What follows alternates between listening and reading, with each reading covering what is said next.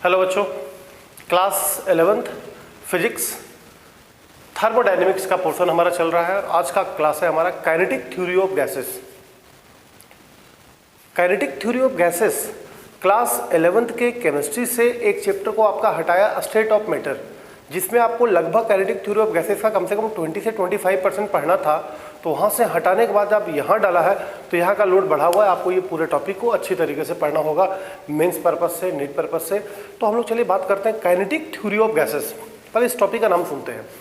Gas molecules अगर किसी container में है, किसी सिलेंडर में है, तो वो एक जगह ज़मीन पे तो बैठते नहीं, वो इंटायर स्पेस में रैंडम डायरेक्शन में उड़ते रहते हैं, माने इधर उधर डायरेक्शन में उड़ते रहते हैं। तो चूंकि उसमें मोशन है इसलिए नाम पड़ा kinetic theory of gases molecules. तो चैप्टर का नाम है काइनेटिक थ्योरी ऑफ गैसेस। तो सबसे पहले तो बात हम लोग करते हैं सॉलिड लिक्विड गैस। तो ये तो बहुत छोटी सी बात होगी। सॉलिड का मतलब definite mass, definite volume, definite shape, definite size. Liquid में वॉल्यूम डिफिनिट होता है बट उसका शेप डिफिनिट नहीं होता है। लेकिन गैस का neither definite volume nor definite shape. Gas का अपना कुछ भी डिफिनिट नहीं होता है, ना तो डिफिनिट वॉल्यूम होगा ना तो डिफिनिट शेप होगा। लेकिन अब हम लोग गैस के मेजरेबल प्रॉपर्टी का स्टडी करेंगे कि गैस के किस किस प्रॉपर्टी का हम लोग स्टडी कर सकते हैं। तो ये हम तुरंत देखते हैं। हमारा चैप्टर का नाम है kinetic theory of gases. Gas का शेप भी फिक्स नहीं है, वॉल्यूम भी फिक्स नहीं है। लेकिन मेजरेबल प्रॉपर्टी ऑफ गैस में जो हम लोग बात करते हैं, सबसे पहले मास। गैस के मास को कैसे मेजर हम लोग करते हैं? तो गैस के मास को आप आलू प्याज जैसा मेजर तो आप कर नहीं सकते हैं कि एक झोला लिए उसमें आलू डालें और तराजू में रख के हम लोग उसको तौल लिए। गैस के मास को निकालने के लिए पहले आपको एम्प्टी वेसल लेना होगा, सिलेंडर, खाली सिलेंडर लेना होगा। एम्प्टी वेसल, उसका वेट पहले करेंगे, फिर उसमें गैस को फील करेंगे, फिर उसका एक वेट निकालेंगे। अब नया वेट मिलेगा, बढ़ा हुआ वेट। अब इस वेट में से इस वेट को, पुराना वेट को आप घटा दीजिए, आपको मास ऑफ गैस मिल जाएगी। मैंने पहले बर्तन का वेट करेंगे, फिर गैस भरेंगे, फिर वेट करेंगे, अब फिर बाद वाले वेट में से पहले वाला वेट को घटा लेंगे, आपको गैस का मास मिल जाएगा। एक तो ये तरीका है। दूसरा तरीका है, गैस का मास अगर आपको निकालना है तो पहले उसका नाम क्लियर करना होगा, किस नाम का गैस है वो। ऑक्सीजन है, हाइड्रोजन है, कार्बन डाइऑक्साइड है, सल्फर डाइऑक्साइड है। इससे निकल जाएगा उसका मॉलिक्यूलर मास। जैसे ऑक्सीजन का 32, नाइट्रोजन का 28 ग्राम पर मोल, कार्बन डाइऑक्साइड का 44। तो पहले गैस का नाम से उसका मॉलिक्यूलर मास निकलेगा। फिर निकालना होगा नंबर ऑफ मोल, कितना मोल है, 10 मोल, 20 मोल, 50 मोल, 100 मोल, नंबर ऑफ मोल। अब फिर लगा देंगे number of mole is equal to weight by molecular mass. तो नंबर ऑफ मोल हमें पता है, गैस का नाम से मॉलिक्यूलर मास पता है, दोनों को मल्टीप्लाई करेंगे, वेट निकल जाएगा। W is equal to N into M. N हो गया नंबर ऑफ मोल, M हो गया मॉलिक्यूलर मास, ये निकलेगा ग्राम। तीसरा है वॉल्यूम। गैस का अपना कोई वॉल्यूम होता ही नहीं है तो गैस का वॉल्यूम निकलेगा कैसे? बट कंटेनर का volume is equal to volume of gas. माने जो वॉल्यूम हमारे कंटेनर का होगा वही वॉल्यूम हमारे गैस का वॉल्यूम हो जाएगा। इसको मेजर्ड हम लोग metre cube, litre, decimetre cube, centimetre cube, millilitre में करते हैं। और ये लाइन अगर हमें याद हो गई तो हमारा काम हो जाएगा। 1 metre cube is equal to 1000 litre, which is equal to 1000 decimetre cube, which is equal to 10 to the power 6 centimetre cube, which is equal to 10 to the power 6 millilitre. अब है प्रेशर। गैस का अपना एक property होता है pressure. अगर gas किसी container में है तो रेस्ट में तो रहेगा नहीं, वो उड़ेगा और दीवार पे फोर्स लगाएगा। तो दीवार पे जो फोर्स लगाएगा per unit area, it is called pressure. The pressure exerted by gas is equal to the force exerted by gases molecules on the wall of container per unit area is called their pressure. तो pressure is equal to force by area, newton by metre square, newton per metre square, it is called pascal, ऐसा unit में। और pressure को major हम लोग barometer से करते हैं जिसमें भरी होती है मरकरी। अगर मरकरी का लेवल 76 सेंटीमीटर उठता है तो समझते हैं प्रेशर हमारा नॉर्मल है। ज़्यादा कम हुआ तो प्रेशर ज़्यादा कम होगी। तो 76 सेंटीमीटर बैरोमीटर में मरकरी का प्रेशर उठना चाहिए। तो प्रेशर तो समझ में आ गया कि गैस मॉलिक्यूल्स जो दीवार पे फोर्स लगाते हैं पर यूनिट एरिया, ये हमारी प्रेशर होती है। बट प्रेशर के बहुत सारे यूनिट होते हैं, ये आपको रट के रखना पड़ेगा। 1 atm is equal to 1.01325 bar, which is equal to 1.01325 into 10 to the power 5 pascal, which is equal to 760 mmHg, which is equal to 760 torr, which is equal to 14.696 psi। psi भी एक प्रेशर मेजर करने का unit है। जो आपके गाड़ी के tyre में जो हवा भरता है वो psi में मेजर होता है। आपके रेफ्रिजरेटर में या AC में जो गैस फिल करता है वो psi में मेजर करता है। लास्ट है टेम्परेचर। पिछले 2-3 चैप्टर में हम लोग टेम्परेचर पे लंबा डिस्कस किए हैं, बट यहाँ पे टेम्परेचर में हमको बात करना है डिग्री ऑफ हॉटनेस और coldness of the system. It is a measurement of degree of hotness और coldness of the system is called temperature. और टेम्परेचर के जो हमारे मेजर्ड यूनिट है वो degree Celsius, Kelvin, Fahrenheit, Reaumur, Rankine है। और ये लाइन आपको याद रखने से कन्वर्सन में प्रॉब्लम नहीं होगी। C/100 is equal to K - 273/100 is equal to F - 32/180 is equal to R/80 is equal to RA - 460/212, जिसमें C Celsius, K Kelvin, F Fahrenheit, R Reaumur और RA रेकाइन है। हम अलग अलग जगह पे कोई भी यूनिट डाल के निकाल सकते हैं। तो अब बात है कि 3-4 मेजरेबल प्रॉपर्टी को देख लेने से गैस को हैंडल कर पाना पॉसिबल नहीं है। इसके लिए आपको कुछ गैस लॉ लेने होंगे, जिससे पहला आएगा बॉयल्स लॉ। बॉयल्स लॉ का कहना है the volume of definite mass of gas, the volume of definite mass of gas is inversely proportional to the pressure at constant temperature. मतलब अगर किसी बैलून में गैस भर के अगर हम उसको अच्छा से बांध दें, मैंने उसका मास अगर फिक्स हो जाए, कोई गैस बाहर नहीं निकले, कोई गैस अंदर नहीं आए, अगर उसका मास फिक्स है तो वॉल्यूम इन्वर्सली प्रोपोर्शनल होगा प्रेशर के। इसका मतलब अगर वॉल्यूम को कम करेंगे तो प्रेशर बढ़ेगा। जैसे आप लोग कभी बलून को फोड़े होंगे तो एक बैलून में गैस भर के, हवा भर के हम लोग उसको बांध दिए। अब अगर हम उसको चाँप रहे हैं, इसका मतलब वॉल्यूम को कम कर रहे हैं तो प्रेशर बढ़ रही होगी। चाँप रहे हैं, वॉल्यूम कम कम कम कम, प्रेशर बढ़ेगी। और प्रेशर मतलब क्या है? फोर्स बढ़ना दीवार पर। किसी समय दीवार पे फोर्स ज़्यादा लगेगा और दीवार जहाँ वीक होगा वहाँ से फटेगा। तो ये हमारा बॉयल्स लॉ का कहना है the volume of different mass of gas is inversely proportional to the pressure at constant temperature. Pressure volume में ग्राफ है, इनवर्सली का है, वॉल्यूम बढ़ेगा प्रेशर घटेगा। जो बात मैंने बोला एक्सप्रेशन में, volume of different mass of gas is inversely proportional to the pressure at constant temperature. यहाँ पे टेम्परेचर हमारी कांस्टेंट होगी। अब इसको हटा के K लगाया, वही N और T कांस्टेंट है। और फिर P भी इज इक्वल टू कॉन्स्टेंट। कभी P भी इज इक्वल टू कॉन्स्टेंट होता है, ये टर्म को हम लोग रिपीट करते हैं। P1 V1 is equal to P2 V2। इसको स्टेप से भी लिख सकते हैं, P1/P2 is equal to V2/D1। This is Boyle's law. Next है चार्ल्स लॉ। इसका कहना है the volume of different mass of gas is directly proportional to the temperature at constant pressure. अगर वॉल्यूम बढ़ेगा तो टेम्परेचर भी बढ़ेगा, टेम्परेचर बढ़ेगा तो वॉल्यूम भी बढ़ेगा। Charles law gives the relation between volume and temperature and relation is directly, volume is directly proportional to the pressure या volume is directly proportional to the temperature. हटा के K लगाया, फिर V/T is equal to K और number of mole और pressure constant है, क्योंकि different mass तो आप बोलते हैं जैसे नंबर ऑफ मोल कांस्टेंट हो गए, प्रेशर आप बोले हैं। अब जब V/T is equal to K है तो V1/T1 is equal to V2/T2 लिख सकते हैं। लेकिन एक मिनिमम पॉसिबल टेम्परेचर जो होता है वो -273.15 डिग्री सेल्सियस यानी कि 0 केल्विन। टेम्परेचर को आप कम सुने हैं, 10 डिग्री, 5 डिग्री, 2 डिग्री, -20, -50, तो ये कहाँ तक पॉसिबल है? -273.15 डिग्री सेल्सियस। इससे नीचे टेम्परेचर ले जा पाना पॉसिबल नहीं है, क्योंकि इससे नीचे टेम्परेचर ले जाते हैं तो गैस मॉलिक्यूल सीज हो जाते हैं और आगे मूवमेंट नहीं कर पाएंगे। तो minimum possible temperature is 273.15 degree Celsius. Next है एवोगाद्रो लॉ। इस लॉ का कहना है कि अगर मैं 5 कंटेनर लूँ फिक्स वॉल्यूम वाले, सबका वॉल्यूम फिक्स है 5 litre 5 litre 5 litre 5 litre 5 litre, अगर सब में हम अलग अलग गैस डाल के सबको इक्वल प्रेशर और इक्वल वॉल्यूम पे रखें तो उसके जो गैस मॉलिक्यूल्स होंगे वो भी सेम हो जाएंगे। Equal volume of all gases under similar condition of temperature and pressure contain equal number of molecules. Equal volume of all gases under similar condition of temperature and pressure contain equal number of molecules, यानी volume directly proportional to number of mole. हटा के K लगा दीजिए, temperature और pressure हमारा constant है। अब यहाँ पे हम लोग देखते हैं, अब तीनों को एक साथ हम लोग मिलाते हैं, आइडियल गैस इक्वेशन बनेगा। Ideal gas equation it is the combined form, it is the combined form of Boyle's law, Charles law and Avogadro law. तो V inversely proportional to pressure, number of mole temperature constant है, ये Boyle's law बोला। V directly proportional to temperature, number of mole और pressure constant, ये Charles law बोला। V directly proportional to number of mole है, temperature pressure constant है, Avogadro law बोला। जब तीनों को मिलाते हैं तो NT ऊपर P नीचे, NT ऊपर P नीचे, इसको हटा के K लगाना था। K तो लगा सकते हैं बट यहाँ पर कांस्टेंट आ रही है R के नाम से, तो ये PV is equal to NRT। अब इसको 2-4 बार बोल कर रख लीजिए, PV is equal to NRT, PV is equal to NRT, PV is equal to NRT। It is ideal gas equation, जहाँ P है प्रेशर, V है वॉल्यूम, N है नंबर ऑफ मोल, R है गैस कांस्टेंट और T है temperature. तो सबको तो पहचानते हैं बट R पे थोड़ा बात करना होगा। चलिए हम लोग R पे बात करते हैं। R है gas constant, universal gas constant, PV/NT। अगर हम लोग STP पे रहे, नॉर्मल रहे, तो प्रेशर है 1 atm, वॉल्यूम होता है STP पे 22.4 लीटर और नंबर ऑफ मोल को 1 मोल और टेम्परेचर को 273.15 केल्विन डाला STP पे।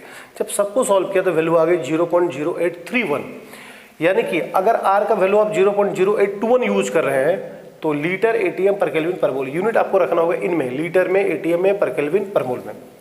लेकिन अगर इसको एसआई में चेंज करें तो 1 एटीएम की जगह पे पास्कल लाना होगा, ऐसा यूनिट है प्रेशर का 101325 पास्कल। और इधर 22.4 लीटर तो था, बस एसआई के लिए हमको मीटर क्यू करना होगा 10⁻³ मीटर क्यू, बाकी 1 मोल है, टेम्परेचर 273। जब सबको सॉल्व किया तो 8.314 जूल पर केल्विन पर मोल आ गए। एक यूनिट और आपको दिखाते हैं, 0.0831 होता है अगर लीटर बार पर केल्विन पर मोल होगा तो यही 3 यूनिट प्रेशर के हमारे आर के चलते हैं। सबसे ज़्यादा एसआई वाला, उसके बाद ही बार वाला और ये केल्विन वाला, दोनों यूनिट चलता है। तो ये तो हो गया गैस के मेजरेबल प्रॉपर्टी, कुछ गैस लॉ। अब हमको जाके कुछ टॉपिक पे बात करना है काइनेटिक थ्योरी ऑफ गैसेस का। पहला, work done in compressing A gas. अगर किसी गैस को हम कंप्रेस करें तो कितना वर्क हमको करना पड़ेगा। तो when gas filled in a cylinder and pressure applied on it then their volume changes up to dV। उसका वॉल्यूम चेंज किया dV, मतलब V1 से लेके V2 तक उसका वॉल्यूम चेंज किया। सो द वर्क डन, तो dW = PdV हम लोग बार बार देख रहे हैं। फिजिक्स में dW = PdV हम लोग पिछले वीडियो में प्रूफ कर दिए, dW = PdV। लेकिन हमको नेट वर्क डन निकालना है, तो दोनों साइड इंटीग्रेट, V1 से लेके V2 तक, तो W को इंटीग्रेट करेंगे तो W मिलेगा, बट P के जगह पे nRT/V, अभी तुरंत हम लोग देखे थे PV = nRT।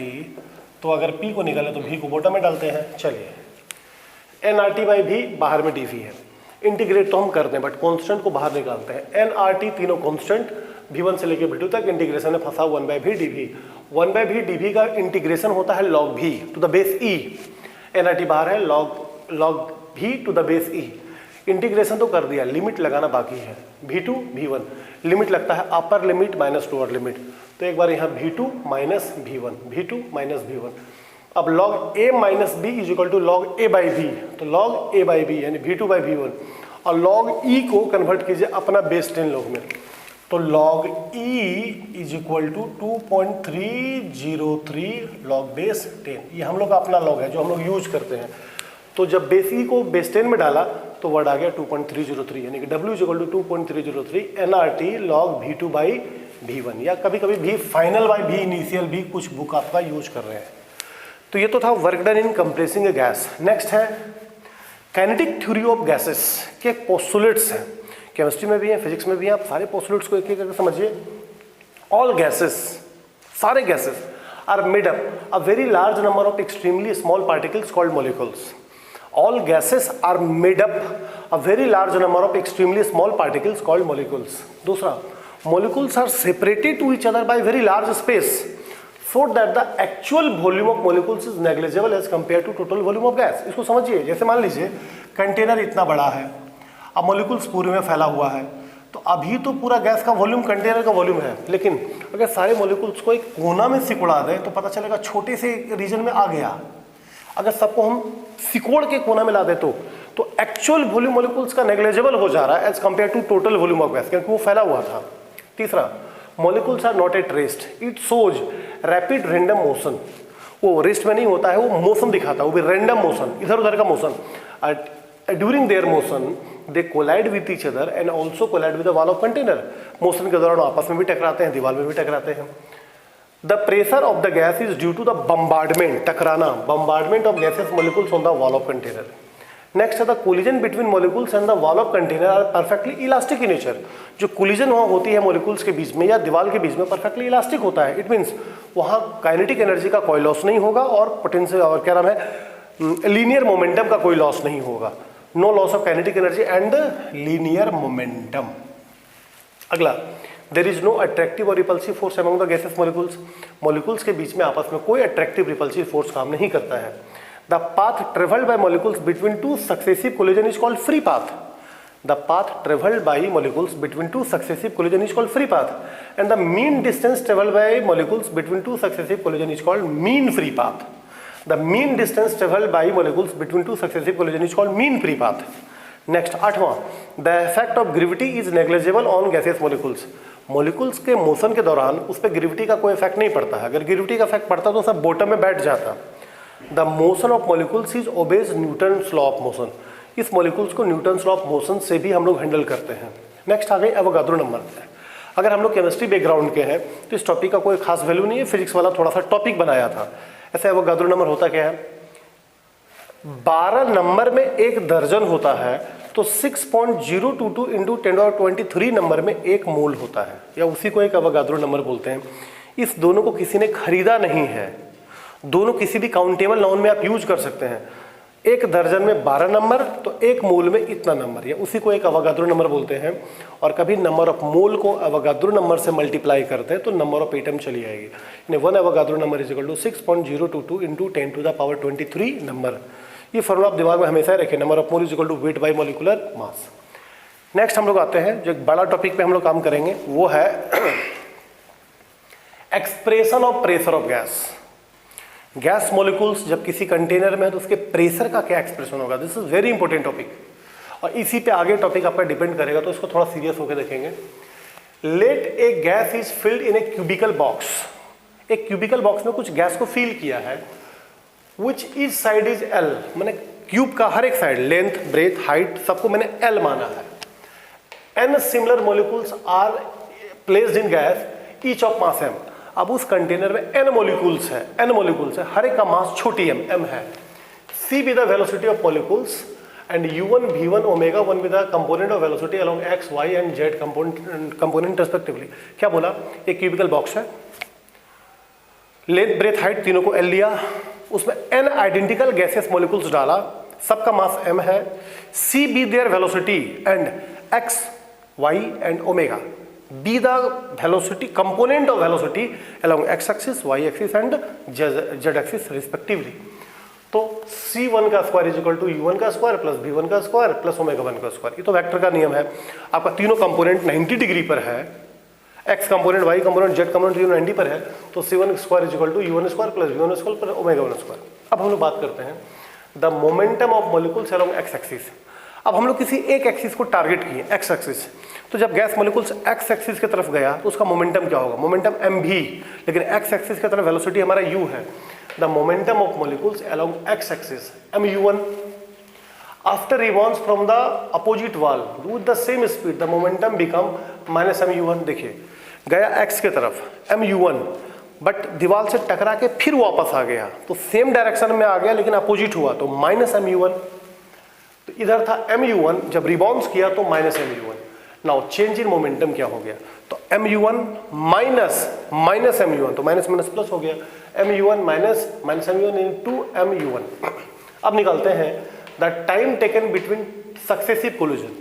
सक्सेसिव कोलिजन में टाइम क्या लगा, तो समय इक्वल टू दूरी बटा चाल, तो दूरी कितना चला, गया l आया l, तो दूरी हो गई 2l distance by velocity, 2l by velocity क्या था u1।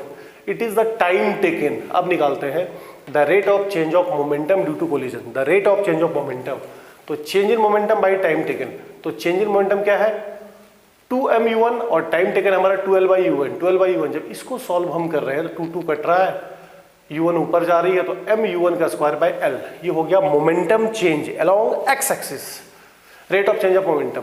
According to second law of motion the force of first molecules of gas along x axis, तो the rate of change of momentum ही तो force है according to Newton second law of motion, यानी कि first component का यानी first molecules का force along x axis क्या हो गया mu1 का square by l। Similarly force of other molecules along x axis mu2 का स्क्वायर बाय l, mu3 का square by l, similarly mu1 का स्क्वायर बाय l। ये first molecules का, second का, थर्ड का, फोर्थ का, n का etc। Similarly net force along x axis due to n particles. अब नेट फोर्स निकालते हैं तो Fx सबको जोड़ देते हैं, mu1 का square by l plus mu2 का square by l plus dot dot mu1 का स्क्वायर बाय l। अब इसमें से कॉमन निकालिए m बाय l, इधर क्या बचा u1 का स्क्वायर प्लस u2 का square dot dot dot u1 का स्क्वायर। ये तो था force along x axis net. अब निकालते हैं pressure, average pressure along x axis. Pressure is equal to force by area, x का है तो Fx तो मेरे पास ऊपर है बाई एरिया, और एरिया की जगह पे ध्यान दीजिए यहाँ करेंगे l square, length into breadth l square, तो Fx l स्क्वायर। और जब Fx को हम यहाँ से डालें तो नीचे का l एक और l बना दिया, LQ हो गया। अब m बाई LQ और अंदर में बच गया u1 का स्क्वायर प्लस u2 का square plus dot dot u1 का स्क्वायर। यह है pressure along x axis. Similarly pressure along y axis निकालते हैं तो m बाई LQ इधर v1 का स्क्वायर प्लस v2 का स्क्वायर डॉट डॉट vn का स्क्वायर।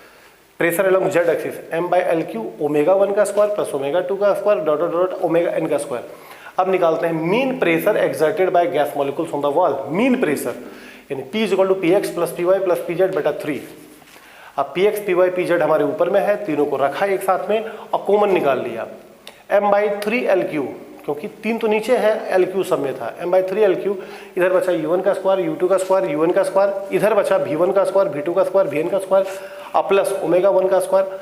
अब u1 v1 ओमेगा 1 को शुरू में बोला था c1, u2 v2 ओमेगा 2 को शुरू में बोला था u2, तो तीनों से एक एक मिल के बन गया c1 का स्क्वायर प्लस c2 का square dot dot dot cn का स्क्वायर। अब थोड़ा सा नीचे आते हैं, m by 3 L Q, 3 L Q को बोला v, 3 तो है, एल क्यू को बोला वॉल्यूम, बाकी अंदर ठीक है। अब यहाँ m से इंटू और m से डिवाइड भी करते हैं, इससे फायदा क्या होगा, m इंटू n मिलकर बन जाएगा होल मास, क्योंकि n पार्टिकल्स हैं, ईच का मास m है, जब सबको मल्टीप्लाई करेंगे तो होल मास बाई 3 भी, और इधर जो c1 का स्क्वायर प्लस c2 का square plus dot dot dot cn का स्क्वायर है बाई n है, it is called c square, और जहाँ है c root mean square velocity.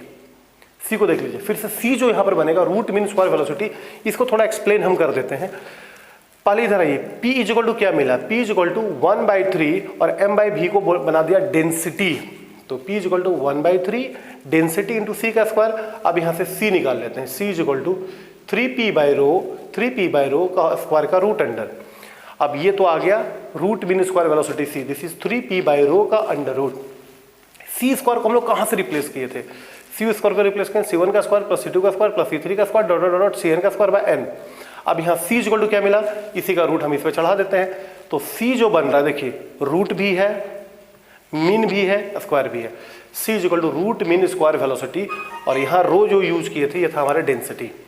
तो this is the pressure, expression of pressure in A gas, in a container of the gas. अब इसी में थोड़ा सा काम और एक कर सकते हैं, P is equal to 1 by 3 rho c square है।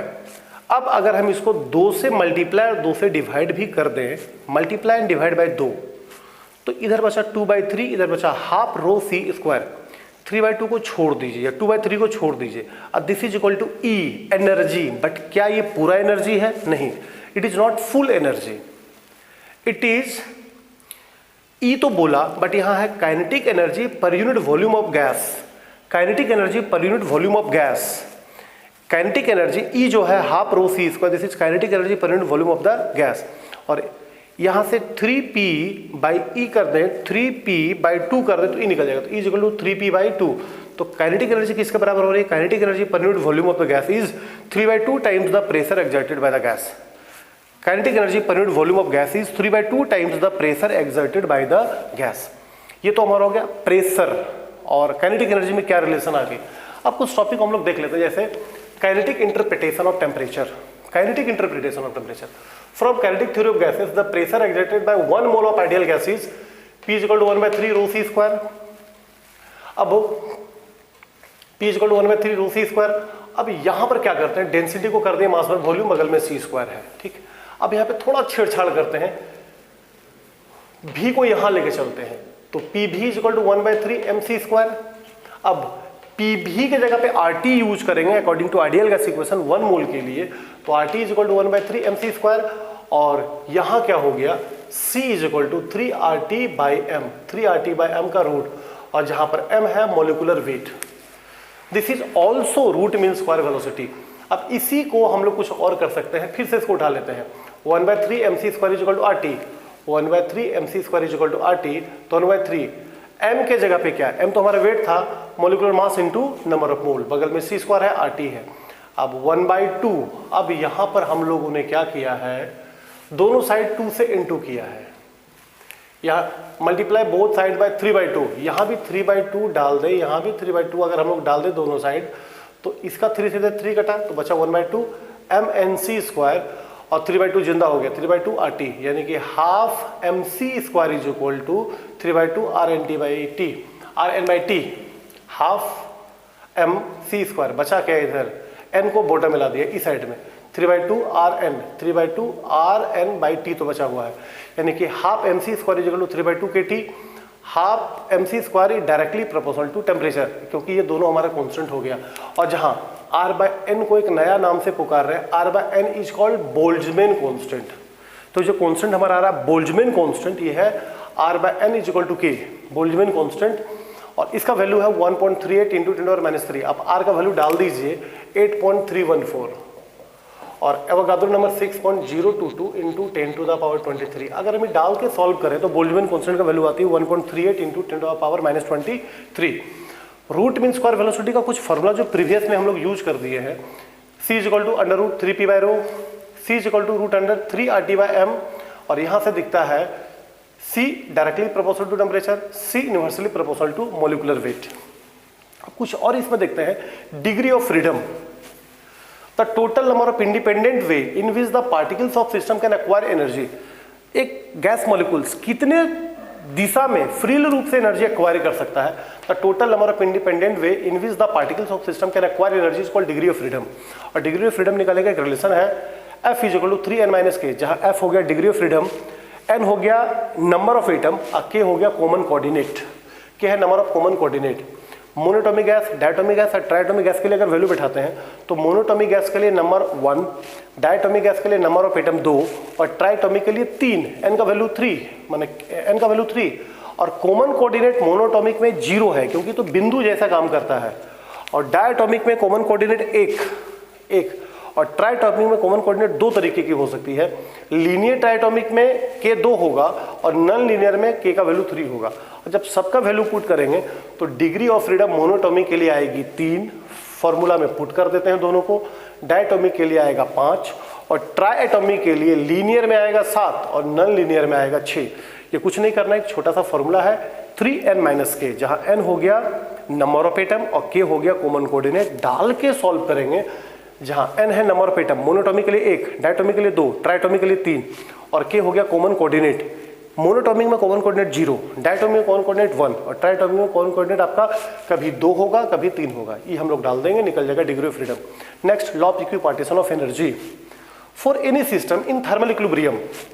The total energy of system is equally distributed. The total energy of system is equally distributed among the various degree of freedom, and energy associated with each degree of freedom per molecule is half kT, जहां K हो गया Boltzmann constant, T हो गया absolute temperature. एक बार फिर से law of equipartition of energy for any system in thermal equilibrium. कोई भी सिस्टम अगर थर्मल इक्विलिब्रियम में है, the total energy of system is equally distributed among the various degree of freedom. अलग अलग डिग्री ऑफ फ्रीडम में equally distribute होता है, and energy associated with each degree of freedom पर मॉलिक्यूल्स इज हाफ kT, जहां half is half, k हो गया Boltzmann constant 1.38-23 और T हो गया एब्सोल्यूट टेम्परेचर। तो काइनेटिक थ्योरी ऑफ गैसेस के कुछ टॉपिक एक बार फिर से बता देते हैं। लास्ट का जो एक्सप्रेशन ऑफ प्रेशर आया, इसको थोड़ा सा रिपीट कीजिए क्योंकि सबसे बड़ा टॉपिक है ये और बहुत बात पूछेगा। और नीचे का जो रिलेशन आया है, इसका फ्यूचर में बहुत ज़्यादा यूज है। मैकेनिक्स अगर आप +2 के बाद लेते हैं जिसमें बहुत ज़्यादा यूज है, तो एक बार इस टॉपिक को देखिए। क्लास में हम दोबारा इस पर बात करेंगे, इस टॉपिक को दोबारा करेंगे, लेकिन अगर इसको 1 से 2 बार हम रिपीट करके देखें। मैंने पर्सनली काम किया एक्स में, एक्स से पहले निकाला मोमेंटम, फिर चेंज इन मोमेंटम, फिर चेंज इन मोमेंटम से सेकंड लॉ लगा दिया, सेकंड लॉ से निकाल दिया फोर्स, फोर्स से निकाल दिया प्रेशर। अब प्रेशर जब हमारा एक्स में हो गया तो फिर सिमिलरली वाई जेड का प्रेशर लेके नेट प्रेशर निकाला, फिर यहाँ डेंसिटी का रिलेशन डाला और फिर हमारा प्रेशर का एक्सप्रेशन आ गया 1/3 ρc²। अब इसी को फिर pressure kinetic energy per unit volume of gas is 3/2 times the pressure of gas. Actually कुछ बड़ा काम नहीं है, एक बार करेंगे तो हो जाएगा। और फिर ये काइनेटिक इंटरप्रिटेशन इसी से बैठा हुआ है, और डिग्री ऑफ फ्रीडम में तो एक फॉर्मूला है, और लॉ ऑफ इक्विपार्टीशन में एक रिलेशन आपको याद रखना है। फिर मिलते हैं इसके सेकंड पार्ट में और दोनों को इमर्ज करके हम एक साथ देंगे। इसमें आएगा स्पेसिफिक हीट कैपेसिटी मोनोटॉमिक के लिए, डायटोमिक के लिए, ट्राइटोमिक के लिए। थोड़ा सा पार्ट और 2 मिनट का बचा है, तुरंत मिलते हैं। Thank you.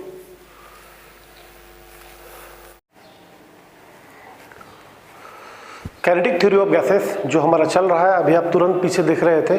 अब अगला टॉपिक मेरा आता है बोल्ट्जमैन कांस्टेंट। अभी जो काइनेटिक इंटरप्रिटेशन ऑफ टेम्परेचर का हम लोग बात कर रहे थे, उसमें कांस्टेंट आया था बोल्ट्जमैन कांस्टेंट। तो हमारे पूरे फिजिक्स और केमिस्ट्री में देखें तो कांस्टेंट तो बहुत है, कहीं प्लैंक कांस्टेंट, तो कहीं ग्रेविटेशनल कांस्टेंट, तो कहीं गैस कांस्टेंट, तो बहुत सारे कांस्टेंट हम लोग देखते हैं। बट उसी बीच में कभी आपको देखने को मिलेगा बोल्ट्जमैन कांस्टेंट, जिसका वैल्यू 1.38 इंटू 10⁻³ होता है। बट ये होता क्या है, आइए हम लोग तुरंत देखते हैं बोल्ट्जमैन कांस्टेंट को। बोल्ट्जमैन कांस्टेंट डिनोटेड बाय के, it is the ratio of gas constant मान R, it is the ratio of gas constant of 1 mole of ideal gas to the Avogadro number, यानी K is equal to R by Avogadro number। R का value आपको मालूम है 8.314 joule पर kelvin पर मोल और Avogadro number 6.022 into 10⁻23। जब सबको डाल के हम सॉल्व करेंगे तो वैल्यू आएगी 1.38 into 10⁻23 जूल पर kelvin. It is Avogadro number. But अब हमारा बात होता है कुछ मीन स्पीड। चूंकि गैस मॉलिक्यूल्स जब मोशन में होते हैं कंटेनर में तो वहां पर एक वर्ड आती है मीन स्पीड, या इसी को बोलते हैं एवरेज स्पीड, डिनोट करते हैं VAB से। अगला होता है root mean square speed VRMS, एक होता है मोस्ट प्रोबेबल स्पीड, इसको डिनोट करते हैं VMP से, मोस्ट प्रोबेबल। तो तीनों स्पीड क्या है? जब गैस मॉलिक्यूल्स कंटेनर में मूव करते हैं तो तीनों टाइप का स्पीड फेस हम लोग करते हैं। मोस्ट प्रोबेबल स्पीड जो कि सबसे कम होती है, RMS स्पीड जो कि सबसे ज्यादा होती है, और एवरेज स्पीड इन दोनों के बीच में आती है। तो VRMS सबसे ज्यादा होगा, भी एवरेज या मीन बीच में होगा, अब मोस्ट प्रोबेबल स्पीड सबसे कम होगा। तो तीनों का वैल्यू और तीनों का स्टेटमेंट क्या है वो मैं आपको दिखाता हूं। जैसे कि आप सुने VRMS सबसे ज्यादा होता है, दिस इज 1.73 RT/m का पावर हाफ। अब यहां पर RT/m क्या है मैं आपको दिखाता हूं। R गैस कांस्टेंट ही होगा, T हमारा टेम्परेचर है और M है मॉलिक्यूलर मास। जबकि मोस्ट प्रोबेबल स्पीड जो सबसे कम था उसका वैल्यू है 1.41 RT/m पावर हाफ, और जो एवरेज स्पीड बीच में आती है 1.73 1.41 के बीच में 1.6 RT/m का पावर हाफ। वेयर T है हमारा टेम्परेचर जो कि केल्विन में आएगा, R है गैस कांस्टेंट 8.314 जूल पर केल्विन पर मोल, और M है मॉलिक्यूलर मास। अब तीनों स्पीड को एक बार हम लोग देखते हैं कि तीनों स्पीड कहता क्या है।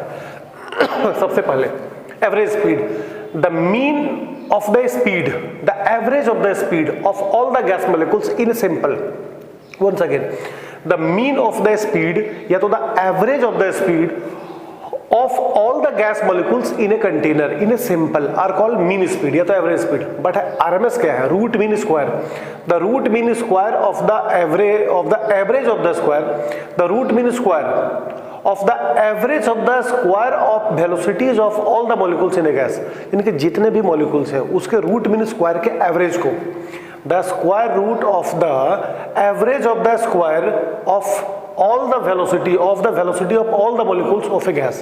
अब तीसरा है most probable velocity, the speed at which the majority of gas molecules in a sample are moving in a given temperature। Majority gas moves at a particular temperature, the speed at which the majority of gas molecules in a sample are moving at a given temperature। अब इसमें question किस type से आपसे पूछेंगे। एक question का demo मैं आपको दिखा रहा हूं। The molecular mass of nitrogen is 14 gram per mole. Molecular mass दे दिया आपको, नाइट्रोजन का दे सकता है, ऑक्सीजन का, किसी भी गैस का आपको दे देगा। द मोलिकुलर नहीं भी देगा तो मोलिकुलर मास हम लोग निकाल सकते हैं नाम से। तो molecular mass of nitrogen is 14 gram per mole. Calculate average speed, RMS speed, most probable speed at 27 degree Celsius. तो चूंकि 27 डिग्री सेल्सियस है तो टेम्परेचर को केल्विन में कन्वर्ट कर लेते हैं, 27 + 273 300 केल्विन। जबकि मोलिकुलर मास 14 ग्राम पर मोल दिया है, तो ग्राम पर मोल नहीं, हमको यहाँ केजी में रखना होगा। रीजन क्या है? क्योंकि R का वैल्यू हम लोग डालेंगे 8.314 जूल पर केल्विन पर मोल। तो चूंकि जब जूल आएगा तो SI हो गई। अब SI हो गया तो इसको भी ग्राम में नहीं किलोग्राम में रखना होगा। तो 14 × 10⁻³ किलोग्राम पर मोल। तो M मालूम, T मालूम, R आपको मालूम ही है। अब तीनों फार्मूला आपके पास है। भी एवरेज के लिए क्या फार्मूला यूज करते हैं?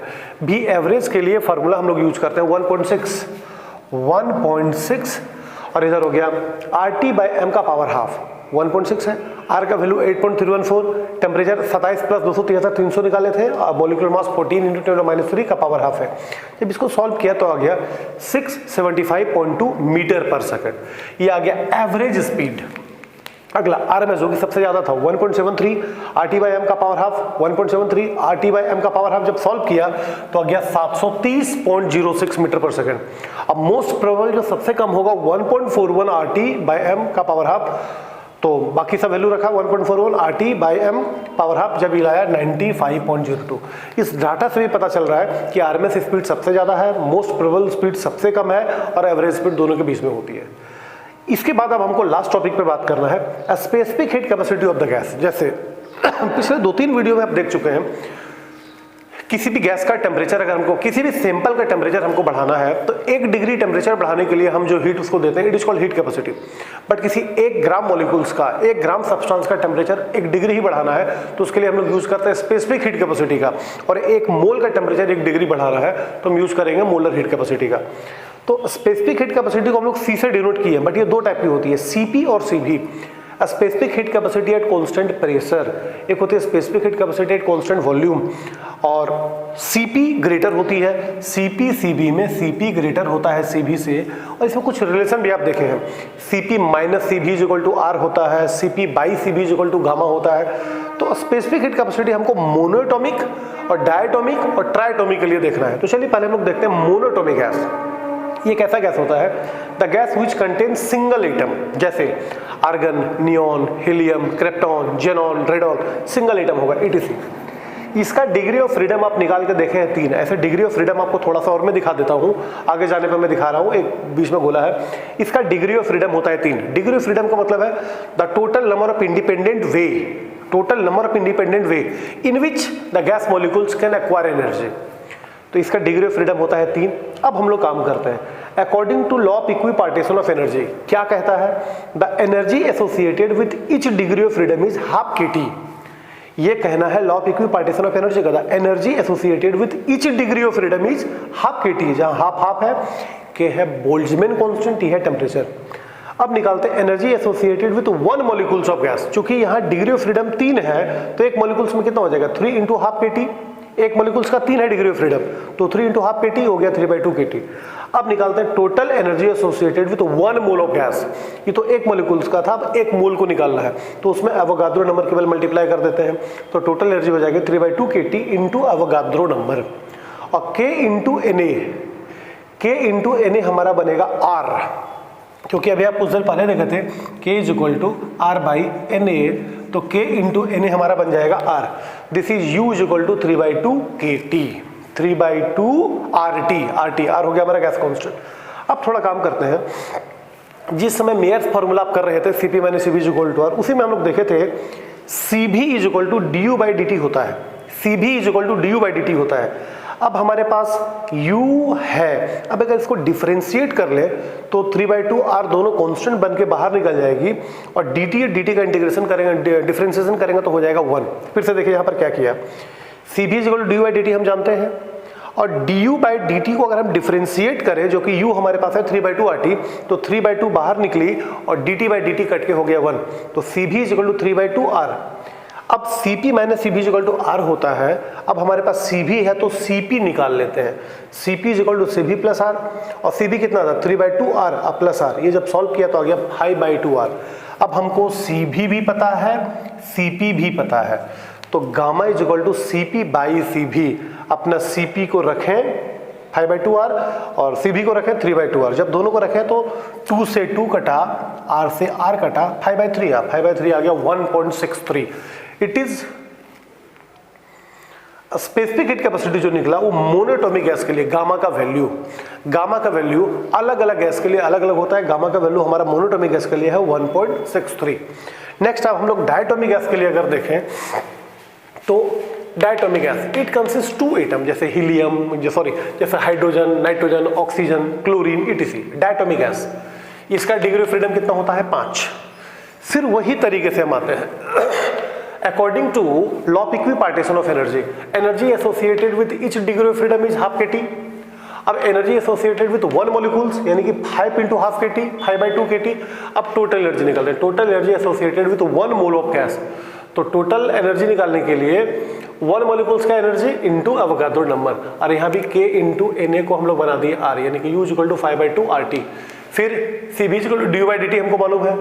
अब du/dt को अगर हम यहाँ से डिफरेंशिएट करें तो 5/2 R निकलेगा और dt/dt हो गई 1, यानी कि दिस इज 5/2 R। अब CV मालूम है तो CP निकाल लीजिए, CP is equal to CV plus R। CV मालूम है, प्लस R करेंगे तो हो जाएगा 7/2 R। यहाँ गौर करके देख लीजिए 7/2 R। अब CP भी मालूम है, CV भी मालूम है, तो gamma is equal to CP by CV। जब CP दोनों को डाला 2 कटा RR कटा तो 7/5 यानी कि 1.40 it is value of gamma in diatomic gas. But अगर ट्राइटोमिक गैस के लिए काम करेंगे तो दो तरीके की हो जाएगी। ट्राइटोमिक गैस दो तरीके होते हैं, एक नॉन लीनियर, जैसे ये नॉन लीनियर हो गया और जैसे ये हमारा लीनियर हो गया। तो दोनों के लिए डिग्री ऑफ फ्रीडम अलग होती है। अब डिग्री ऑफ फ्रीडम का थोड़ा सा एक रिकैप देख लेते हैं। डिग्री ऑफ फ्रीडम का स्टेटमेंट है the total number of independent way in which the particles can acquire energy. Degree of freedom denoted by F is equal to 3n - k। Monatomic gas के लिए number of atom हो गया 1 और coordinate हो गया k है, coordinate यहाँ k हो गया 0, तो डिग्री ऑफ फ्रीडम 3 निकल गया। डायटोमिक गैस के लिए हमने n का वैल्यू बैठाया 2 और कॉमन कोऑर्डिनेट हो गया 1, तो 5 हो गए। और ट्राइटोमिक गैस के लिए अगर नॉन लीनियर जाते हैं तो डिग्री ऑफ फ्रीडम 6 और लीनियर के लिए 7, क्योंकि दोनों में n तो 3 है लेकिन कॉमन कोऑर्डिनेट कभी 3 होता है कभी 2 होता है। तो अगर ट्राइटोमिक गैस के लिए जाते हैं तो ट्राइटोमिक गैस के लिए नॉन लीनियर का डिग्री ऑफ फ्रीडम कितना है 6। For non linear degree of freedom 6। अब according to law of equipartition of energy, total energy associated with each degree of freedom half kT यानी 6 × हाफ kT हो जाएगी। अब 6 × हाफ kT हो गई तो 6 को 2 से काटा 3 kT। अब टोटल एनर्जी निकालते हैं 1 मोल ऑफ गैस, तो 3 kT × अवोगाद्रो नंबर, Na को R में डाला 3 RT। अब यहाँ हमको निकल गया U। अब फिर Cv = du/dt, इसको डिफरेंशिएट करेंगे TT1 हो गया 3R। अब Cv मालूम है, Cp निकाल लीजिए, तो Cp = क्या 3R + R यानी कि 4R। अब Cp भी मालूम, Cv भी मालूम, अब करना क्या है Cp/Cv।